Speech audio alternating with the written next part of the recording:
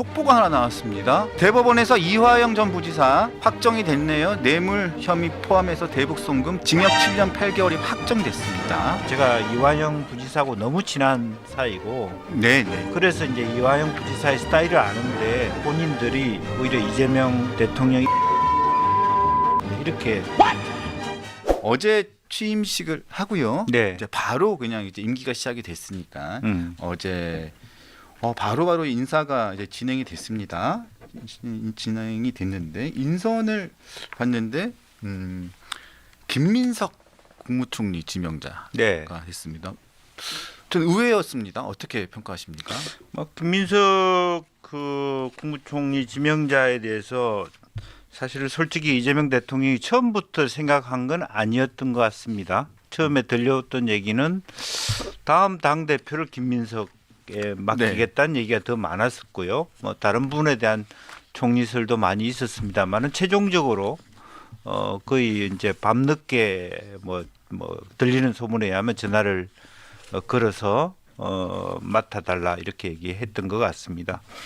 어쨌든 그동안에 이제 계엄에 대한 예고라든지 네. 또 여러 가지 어떤 그 상황을 끌어오면서 김민석 최고가 본인한테 상당히 많은 뭔가 그러니까 가능성과 기회를 줬다라고 하는 공이 있었다라고 평가를 하고 있고 또 실제로 이제 다른 얘기지만 지난번에 임종석 실장하고 그 대선 그 직전에 만났을 때 네.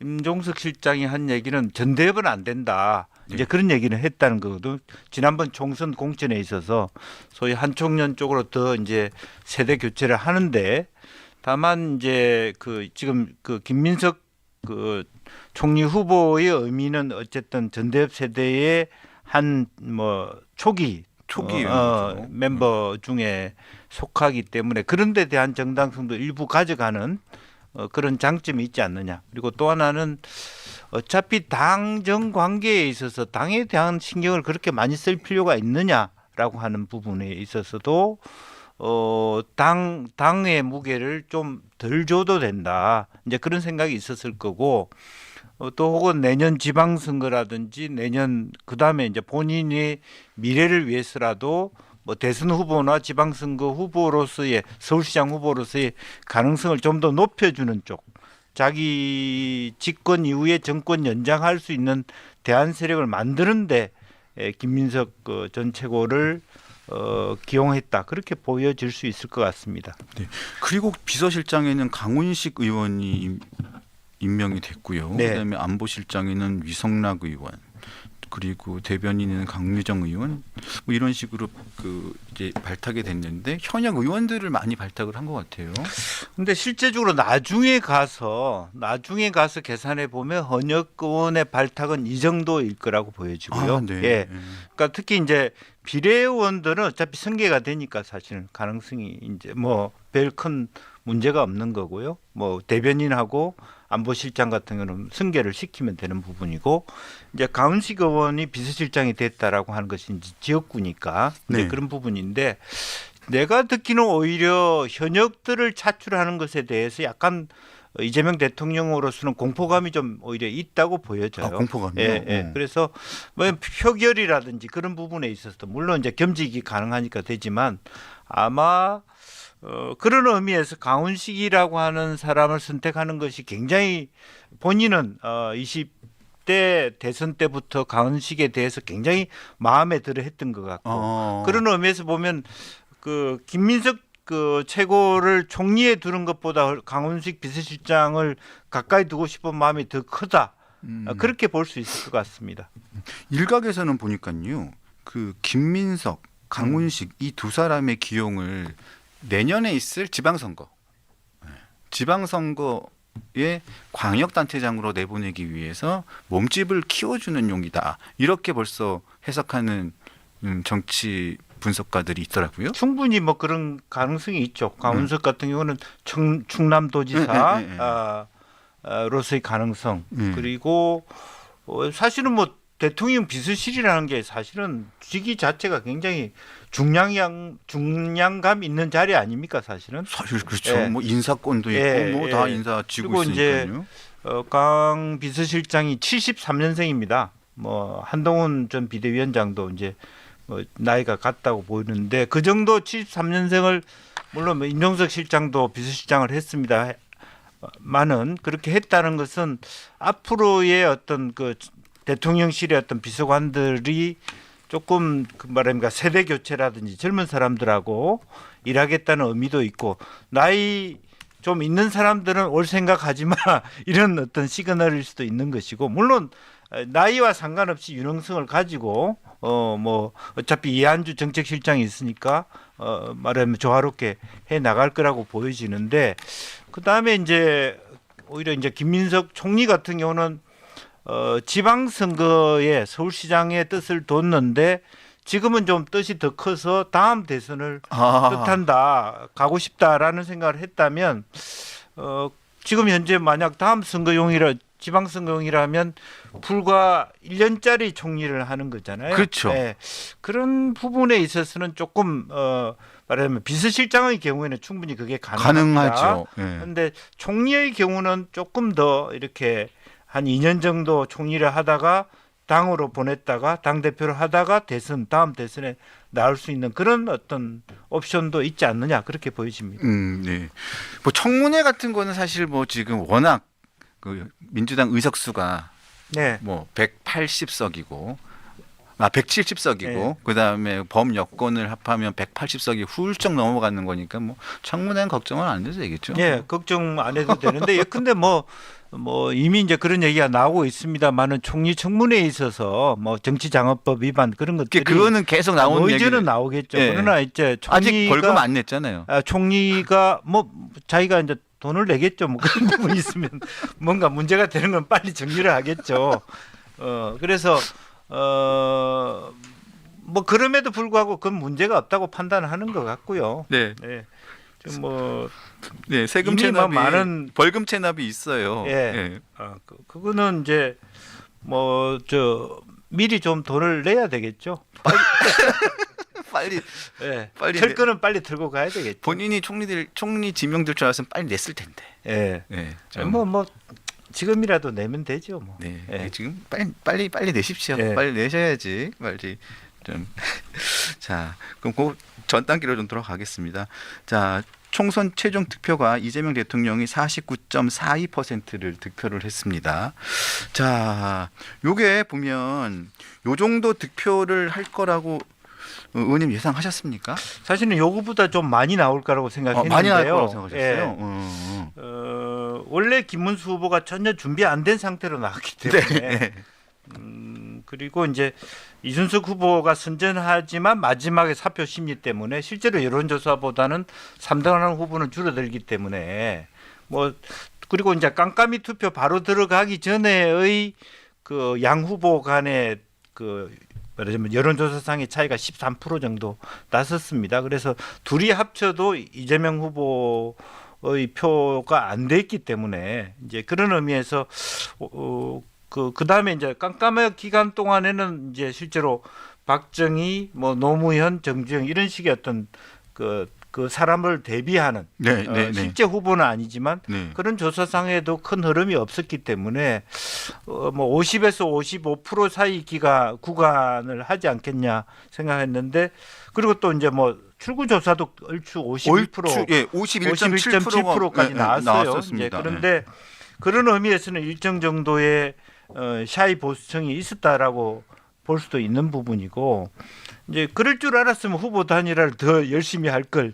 이제 그런 생각도 들었어요. 지난 결과표를 놓고 보니까 거의 엇비슷한 표가 됐고 기껏해야 이런 어떤 윤석열 대통령의 계엄과 파멸을 통해서 얻은 그 표가 이재명 대통령 경우에 지난 대선에 비해서 한 뭐 1.5% 정도밖에는 더 얻지 못하는 결과적으로는 지난 대선 때 47.83% 얻었는데 이 판국에 49.2% 득표 최종 득표했다는 것은 결과적으로는 윤석열 대통령이 그렇게 기여했음에도 불구하고 뭐 1몇 %밖에 더 얻지 못했다라고 하는 부분 조금 이제 본인의 리스크는 어차피 있었다는 거고 가장 한편으로 보면 이제 이재명 대통령한테 가장 큰 장애 요인은 민주당 자체였다고 봅니다. 170석 이상 180석의 무소불위의 정당이 있으니까 네, 네. 저 사람이 대통령 되면 못할 게 없지 하는 견제 심리가 더 많을 수밖에 없었고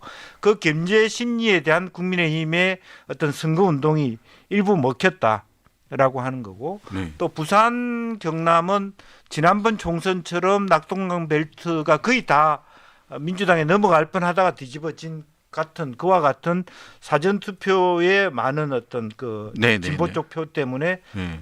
다시 보수가 결집하는 부분도 있었고 네. 이번에 제가 느끼는 것은 서울에서의 표입니다. 네. 네. 서울이 생각보다 이재명 대통령에 대한 표가 적게 나왔다는 것은 서울은 이미 이 부동산 문제라는 의미에서 계급 투표적 성격을 띠더라. 즉 광진, 강동, 서초, 송파, 강남이 상당히 이재명 대통령 시대를 반기지 않는 그런 저항하는 투표가 있었다. 그런 것도 아마 실제 예측했던 투표율보다 이재명 대통령이 한 2% 정도 덜 받게 되는 요인이 아니었나 그렇게 보여집니다. 네. 그리고 또 출구조사가 이렇게 좀 틀려본 경우도 처음이었습니다. 네. 그래서 이게 뭐 분석하는 경우에 따라서는 샤이 투표다라는 경우도 있고 또 이게 출구조사가 좀 틀린 경우가 이게 사전 투표가 너무 많아서 그런 경우도 있다라는 경우도 있고 사전 투표 이후에 여러 가지 이슈들 사전 투표에 반영되지 않았던 이슈들 있지 않습니까? 유시민 씨의 발언들이라든가 또 대통령 아들에 대한 이슈라든가 뭐 여러 가지 이슈들이 이후에 반영이 돼서 된 부분들 네. 그리고 또 TK 지역, PK 지역의 마지막에 투표가 확 그 본투표에 몰렸던 이 부분도 조금 네. 반영이 돼 있지 않았던가. 그래서 마지막 투표가 이렇게 출구조사가 보면 거의 한 8% 정도가 이렇게 좀 차이가 난 이런 좀 특이한 경우도 있었습니다. 네. 그래서 뭐 결과는 바뀌지 않았습니다만. 네. 그래서 이제 그 여론조사 상에 그 동안에 이제 보수 과표집 그렇게 얘기했습니다만은 이 그 중도층에 있는 사람들이 실제로 어떤 생각을 했느냐에 중도층 속에서의 어떤 계급 분석 이런 것들이 조금 더 디테일해져야 될 것 같다라는 생각이 들었고요. 이제 마지막 이렇게 오는 과정 또 뭐 사전 투표 때문에 틀렸다는 건 핑계죠. 어쨌든 틀린 건 틀린 거니까. 네. 그리고 뭐 그런 부분의 예측치를 조금 더 많이 더 교정해야 되겠다는 생각이 듭니다. 네. 하여튼 이재명 대통령이 이제 지금 국민의 선택을 받아서 이제 대통령에 당선이 됐고 이제 임기가 시작을 했습니다. 이제 취임사 내용은 진보 보수 없고 모두의 대통령이 되겠고 분열의 정치를 끝내는 모두의 대통령이 되겠다. 내란 재발 은 없어야 되겠고 철저한 진상 규명을 하겠다. 그리고 경제 뭐 이런 민생 굉장히 지금 본인이 그 대통령 후보 시절에 공약했던 내용들을 다 이뤄내겠다 이런 포부를 밝혔습니다. 자, 이 내용들을 이제 하나하나 어떻게 실천해 나갈 것인지를 지켜봐야 될 것 같고요. 그런데 이제 그 넘어가기 전에 한 마디만 더 보태고 싶은데요. 네. 그러니까 실제로 이 여론조사의 흐름으로 보면 보수가 정치하기 너무 좋은 흐름이에요. 보수가요? 예. 네. 그러니까 실제적으로 보면 고령화 또 어떤 계급 투표에 있어서 기본선은 40%는 언제든지 먹고 들어간다라는 것을 보여준 거예요. 아, 이번 선거에서 예. 그러니까 최악의 상황에서 투표를 했기 때문에 예. 예. 그럼에도 불구하고 뭐 기껏 당이 이렇게 막 분열돼 가지고 뭐 보수 쪽이 1% 2%도 못 가져가는 그런 결과라는 것을 좀 생각할 필요가 있고 역으로 보면 민주당이 방심 오만해하면 안 된다는 그런 어떤 경종이 분명히 이 안에 있거든요. 네. 예. 그런 것들을 잘 시대 정신이라고 봐야 될 것 같습니다. 자, 그런 사이에 지금 속보가 하나 나왔습니다. 의원님 잠깐 보고 가겠습니다. 네. 자, 대법원에서 이화영 전 부지사 대북 송금 뇌물 혐의와 관련된 지금 상고심 최종심이 나왔는데요. 아, 확정이 됐네요. 뇌물 혐의 포함해서 대북 송금 7년 징역 7년 8개월이 확정됐습니다. 아, 대북 송금과 뇌물 혐의 유죄가 유지됐습니다. 그러니까 징역 7년 8개월이 확정됐습니다. 자, 이화영 전 경기도지사 항소심 에서 부지사죠. 징역 부지사인데 예, 예. 징역 7년 8개월이 항소심에서 나왔었는데 이게 대법원에서 징역 7년 8개월이 확정이 됐는데 이 혐의가 크게 세 가지 정도가 되죠. 자, 이건 개인적인 혐의로는 정치자금법 위반이 있고요. 이게 징역 1년 6개월이었고 특가법상 이게 중요합니다. 뇌물 및 외국환 거래법 위반이 징역 8년인데요. 이게 그겁니다. 쌍방울 그룹을 통해 가지고 당시 이재명 지사의 방북 비용으로 북한 쪽에다가 그거죠. 저기 그 방북 비용으로 800만 달러를 대납했다라는 혐의였죠. 800만 달러. 자, 요 내용인데 요 내용이 지금 1심, 2심을 통해 가지고 자, 유죄로 인정이 됐었는데 3심에서 확정이 됐습니다. 유죄로. 자, 유죄로 확정이 됐습니다. 자, 이게 지금 800만 달러인데 쌍방울 대북 송금 사건이라는 게 경기도가 북충에 지급하기로 한 약속한 대금이 스마트팜 사업 지원비 500만 불 그리고 당시 도지사였던 이재명 대통령이 방북 비용 300만 달러 이렇게 해가지고 총 800만 달러를 북한 인사에게 쌍방울로 하여금 대납을 시켰다는 혐의 요건데요. 800만 달러죠. 총합하면 요 혐의인데 요게 지금 대법원에서 최종적으로 징역 7년 6개월 이게 최종적으로 확정이 됐습니다. 확정. 자, 근데 요 내용 안에 보면 그 항소심의 이 재판 문을 보면 여기 보면 요 안에 보면 정확하게 내용은 나와 있지 않지만 그 이 쌍방울 측의 증언, 쌍방울 측의 증언을 보면 당시 경기도지사에게 이화영 부지사에게 보고를 했느냐 이것을 계속 수시로 계속 지속적으로 물어보고 확인받는 내용들이 그 판결문에 나오거든요. 그래서 요 내용 가지고 작년 6월에 수원지검에서 기소를 이재명 대통령을 기소를 했습니다. 근데 아직까지 이재명 대통령이 직접 참석한 재판은 진행이 되지 않았고 계속 재판부 기피 신청을 하고 하면서 재판 준비 기일이 진행이 되고 있는 상황이어서 직접 참여한 재판이 진행이 되지는 않는 상황에서 기소가 된 상황에서 재판이 이제 진행되고 있는 상황인데 자 앞으로 그래서 지금 민주당 쪽에서는 이 재판을 대통령이 당선되면 재판이 중지되는 이 법안을 지금 형사법 개정안을 지금 발의를 해놓고 지금 법사위 소위는 통과를 시켜놓은 상태잖아요. 네.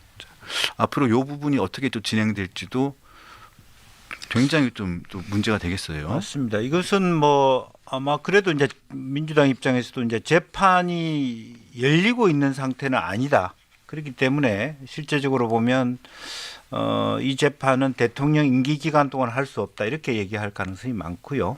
또 기본적으로 보면 이제 그 이재명 대통령이 그 이미 이제 언급한 것처럼 쌍방울이나 본인들이 오히려 이재명 대통령 이름을 팔아서 오버한 거다. 이제 이렇게 입장을 정리할 가능성이 많다라고 보여지고 또 하나는 사실은 좀 아쉬운 부분이 있습니다. 제가 이화영 부지사하고 너무 친한 사이고, 네. 그래서 이제 이화영 부지사의 스타일을 아는데 실제로 경기도 의회에서 예산이 안 나왔으면 실제로 보면 북의 인사들과 만나면서 실제로 술 한잔 진하게 먹으면서 야 예산이 안 나왔으니까 미안하다. 다음에 하자 이렇게 정리를 했어야 될 부분인데 이제 그 부분은 어떻게 판단할 겁니다. 그게 쟁점일 거예요. 이화영 지사가 도지사한테 제가 해결하겠습니다라고 얘기해놓고 말하자면 김성태 쌍방울 회장한테 당신이 좀 대납해라 이렇게 했을 가능성에 대한 쟁론은 있는 거예요. 네, 그래서 뭐 다른 문제는 몰라도 이 부분만큼은 조금 이제 논란의 쟁점이 있을 수 있겠다. 그러니까 실제로 보면 이제 이재명 대통령이 약간 이 부분에서 내가 거기까지 그러니까 김성태한테 하라는 지시까지는 하지 않았다라는 입장의 정리는 있을 수 있는 거 아닌가 그렇게 보여집니다. 네. 자, 그리고 대통령이 어제 취임한 날 대통령 취임 날 그 정청래 법사위원장이 법사위 소위를 열어서 대법 간수를 14명에서 30명을 늘리는 법원 조직법 개정안을 법사위 소위에 통과시켰습니다. 네. 자, 요 내용은 1년 유예를 두고 29년까지 4명씩 순차적으로 늘리는 법안을 통과를 시켰죠. 근데 대법원에서 오늘 입장이 나왔는데 대법원에서는 조희대 대법원장이 대법관 증언법에 대해서 공론장에서 논의하기를 희망을 한다. 그래서 국회와 협의를 원한다라는 입장을 냈습니다. 그런데 이게 이 희망을 한다, 국회와 협의를 좀 원한다고 하지만 이게 국회와 협의가 되겠습니까? 이게? 글쎄요. 그래서 이제 대통령이 정청래 법사위원장을 싫어해요. 어제는 오롯이 소롯이 이재명만을 위한 날이어야 되는데. 그러니까 이재명 대통령의 첫날인데 그걸 갖다가 눈치를 못 채고 왜 강훈식 비서실장을 안 찍겠습니까? 근대는 한 놈이면 된다. 아, 건대 출신입니까? 예, 예. 그걸 강하게 얘기한 거예요. 나는 건대 출신 중에 정청래보다 강훈식을 좋아한다. 그렇게 했으면 가만히 있어야 되는데 하루를 못 넘기고 이제는 당대표는 내가 해야 되는가 보다. 김민석이 아니고. 그래서 바로 내지른 거예요. 그래도 하루 이틀이라도 뜸을 주고 공론화를 하자 이렇게 좀 간을 봤어야 되는데 이제 그거는 이리저리 나온 농담 반 진담 반의 내용이에요. 네. 정말 눈치 없이 이게 나옴으로 인해서 당 대표들과의 그런 좋은 비빔밥 먹는 자리에서도 그 자리에서도 그 젊은 비대위원장들한테 천하람, 김용태 이 사람들한테 날벼락 맞고 공개적으로 그냥 한 방 예. 먹었지 않습니까? 왜 그러는지 모르겠어요. 이틀 뒤에 해도 되는데 하루 뒤에 해도 되는데. 그 당장 사실 6월 16일 날 선거법 항소심 재판이 그날 선고하는 것도 아니고 네. 그날 재판이 진행되는 건데 그날 항소심 선고 있는 것도 아니지 않습니까? 그래서 원래는 사실은 그것은 새 정부 들어와서 공청회를 거쳐 가지고 진짜 법관 수가 부족하다면 꼭 대법관 먼저 열어야 됩니까? 그런 게 아니잖아요. 아니잖아요. 네. 그리고 이제 외국의 경우에도 실제로 형사 대법관, 민사 대법관처럼 여러 가지 형태의 대법관 수가 많다 하더라도 그 대안들이 많이 있을 수 있단 말이죠. 왜 그렇게 급하게 그것은 또 하나는 뭐냐 하면 이게 예산 부수 법안입니다. 그렇죠. 예산과 법안을 관련된 많이 뽑으면 그만큼의 많은 그걸 줘야 되는 거 아니에요. 네. 그분들한테. 그렇죠. 그다음에 사실은 대법원법도 바꿔야 되고 조직법이니까요. 네. 그다음에 그 대법관이라고 하는 급도 너무 많이 갑자기 생기는 거죠. 그러니까 가분수가 되는 거 아닙니까? 예. 그런 부분이 이번에도 고생 많이 했잖아요. 그 공수처법 그냥 해다 구멍이 너무 많아가지고 그거 때우다가 사실은 아주 간명한 얘기도 옥신각신했지 않습니까? 그래서 그런 의미에서 왜 저런 식의 부분이 되는지는 전 이해할 수가 없고요. 정말 필요하다면 해야죠. 그리고 대법원에 대한 오는 재판 건수가 많아지니까 그래도 충분히 이재명 대표의 그동안의 어떤 힘으로서 자연스럽게 순리적으로 볼 수 있는 부분이거든요. 그리고 또 하나는 당이 오히려 대통령의 부담 주는 이런 형태가 되어버렸다라고 하는 부분도 이제 실제로 본회의에서는 이 안이 올라오지는 않았습니다. 소위에서 갔다고 하지만 조금 더 정청래 법사위원장이 본인은 법무부 장관을 하고 싶어서 그런지는 모르겠습니다만은 한번 반성해야 될 지점이 아닌가. 네.